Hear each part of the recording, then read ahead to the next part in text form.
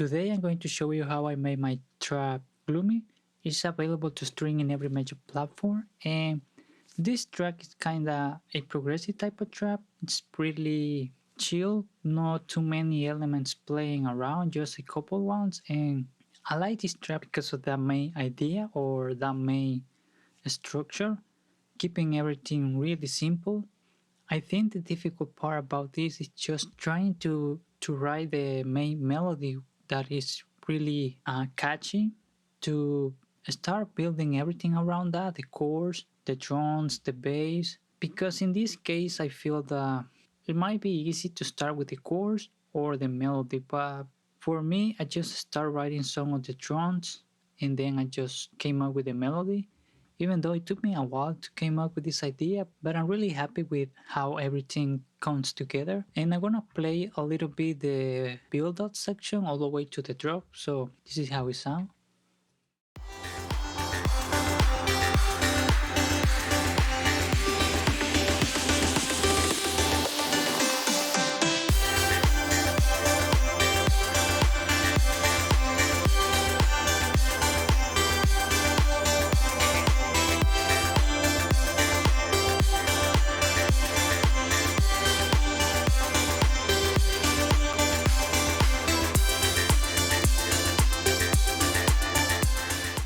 As you can hear, it's a really kind of melancholy type of trap. Let me see the key of this track. It is a, I didn't write it. Oh, it is a major key. I write this track on C major, but I feel that it is a little bit melancholy.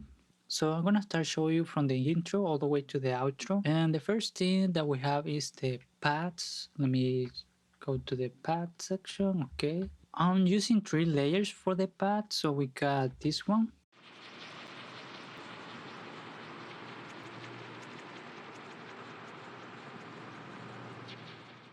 A texture type of sound.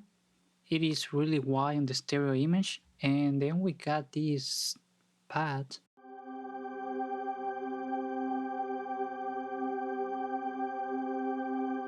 It's a scene and it has a lot of high information. So the next one is this ambient sample.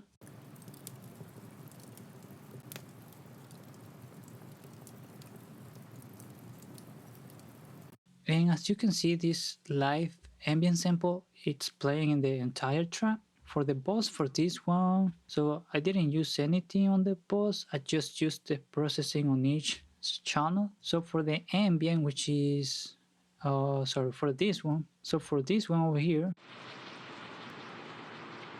I use Crystallizer, Primal Tap from Soundtoy, Valhalla Supermassive with the 80 space bird preset, about 50% the mix level. I had Grosbeak on the channel rack, but I think that I didn't use these plugins. I'm not sure about that one. So after that, I'm using this EQ with this shape and curving some of these frequency over here so I can have the space for this thing over here. For the next one, which is the scene pad and EQ, I'm using a snaphead with the Chimmery River preset, about 20% the mix level. Valhalla Supermassive with the same preset, so everything sounds cohesive with the same preset, placing in the same space kinda. An EQ and another EQ. And for the last one, which is the ambient, I didn't use any EQ, and I think I should use at least one. Maybe I just deleted and I didn't realize, or I don't know if I didn't use anything. After that, we got the bassline.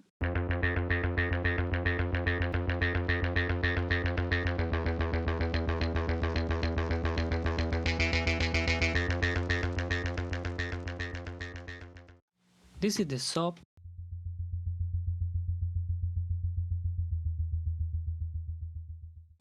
And on the sub channel, I use distortion and EQ, soft clipper and a limiter. And this one is just an EQ filter, as you can see over here. Just to do some filter automation in the playlist to give a little bit of movement. And then for the other two, we got this one, the mid section, and the high one. For the mid, I'm using the capitator and I use the beefy preset and then an EQ. And for the high, distortion and EQ, removing the mid section and just keeping the high frequency. I use the Cashmere plugin just to give a little bit of attack to the sound. Some of the other settings, the tape and the pressure. And then on the boss channel, we got Pro Q3, removing the sub frequency, some of the high. So this is the space for the percussion sounds.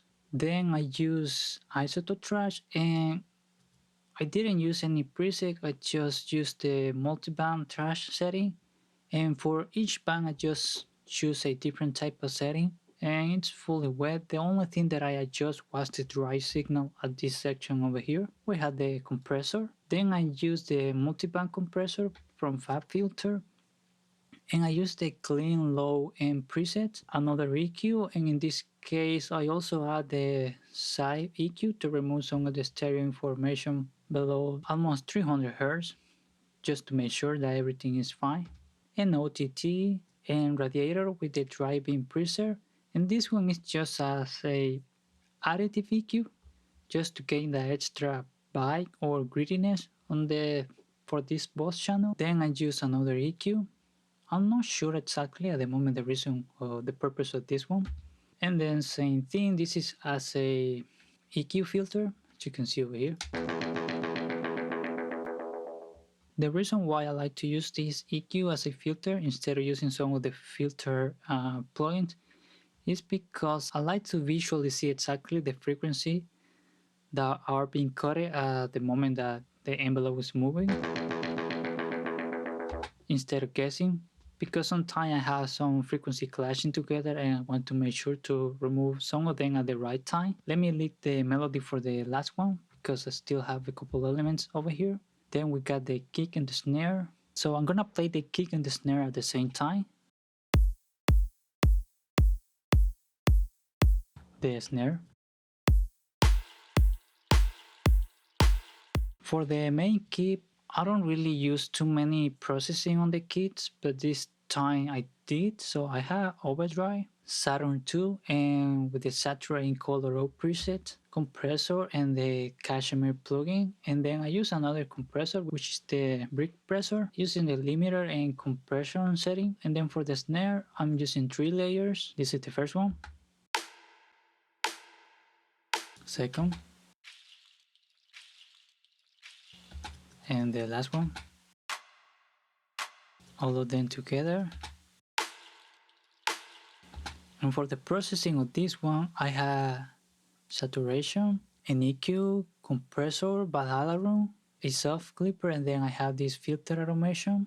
And then I send the kick and the snare to another boss channel so I can create this effect over here. And for the build out, I only use one sound for the build out, which is this one. So for the boss channel on this build out is Radiator, Pro Q3, OTT, Fine Micro, and Snathead. And these two, the Fine Micro and Snathead, are the one creating the effects over here. And I'm using this patcher preset from Rampo. It's an imitation from the Endless Mile plugin from Data Life. So it's just to add that reverb over here. So this is the preset from Fine Micro, and this is the preset that I use for Snathead.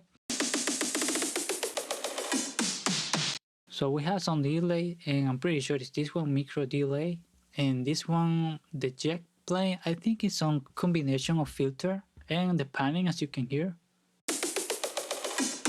left and right. So that's all for the preset, and then I had these sample effects over here.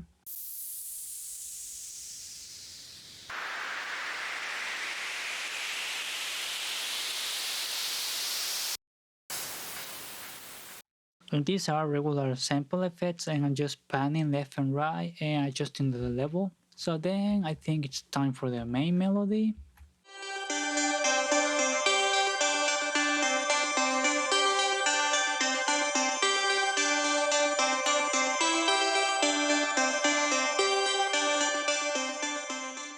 It's a pretty sound, so I'm using 3-4 layers.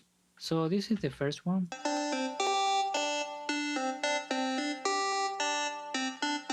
The second one.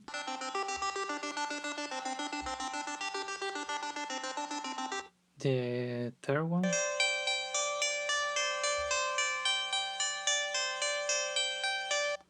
And then this last one over here is just playing on the drop section.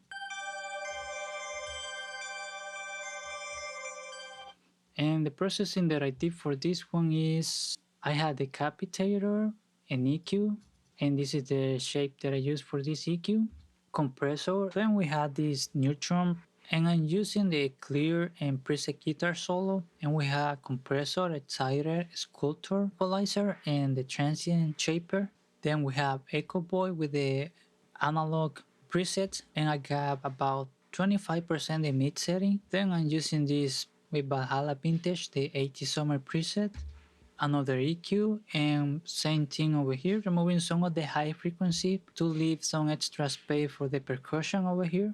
Then we got the filter automation, which is this one over here. And the last thing is another reverb automation that I have. And then we have this lead.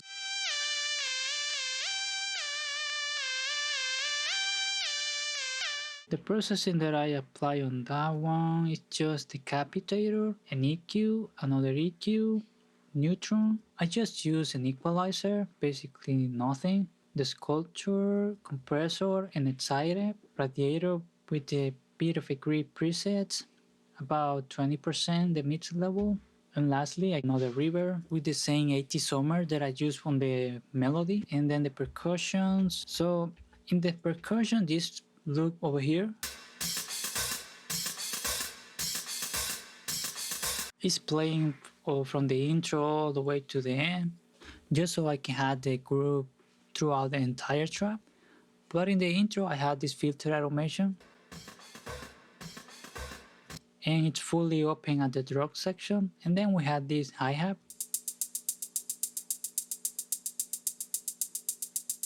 and it's panning on the right side. And together, the kick and the snare with the percussion sounds like this. So this is the kick and snare, the percussions.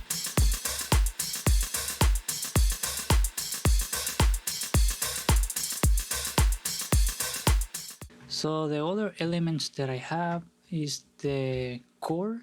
So I'm only using one layer on this drop section for the chorus, and it has a filter automation.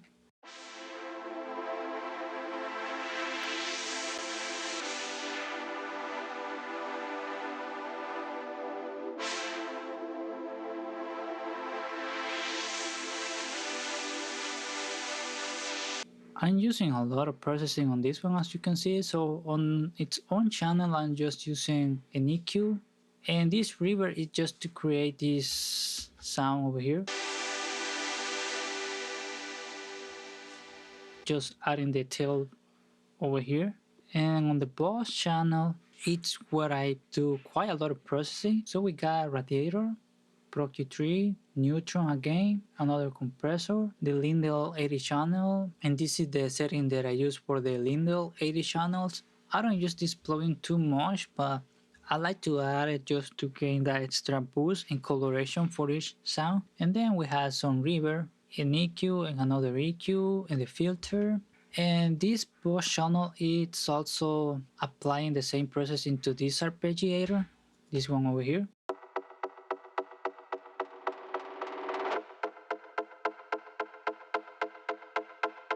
And this arpeggiator is also playing in the drop section, and this is how it sounds.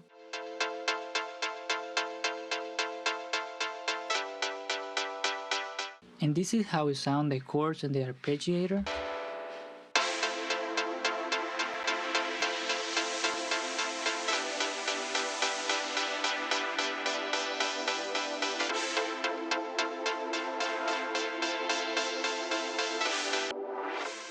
The plugin that I used to create this type of stutter effects on this arpeggiator, like this over here, and this, Primal tab. As you can see, this is the automation over here for the mix level. Also have another lead playing on the second drop, which is this one over here.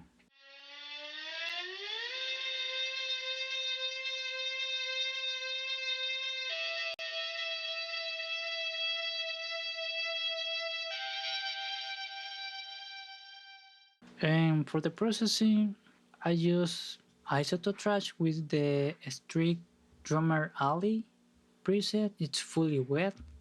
We have an EQ with this shape, reverb, and fruity stereo enhancer. And then we have the filter automation, which is this one over here. I think that might be all for the elements of this track. So let me play a little bit the second drop so you can get an idea how it sounds together with the new elements.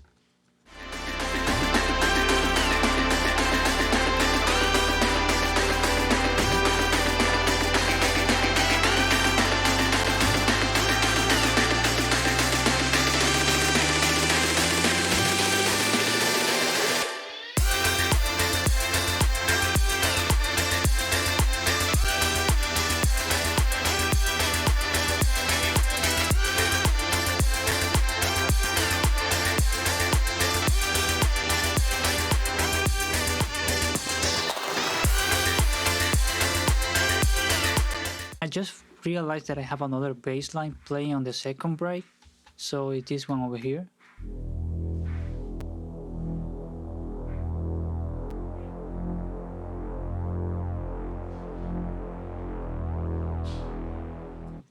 And I'm using the same master chain on my master, with the only difference that this time I add this plugin over here, which is the Drummer S73.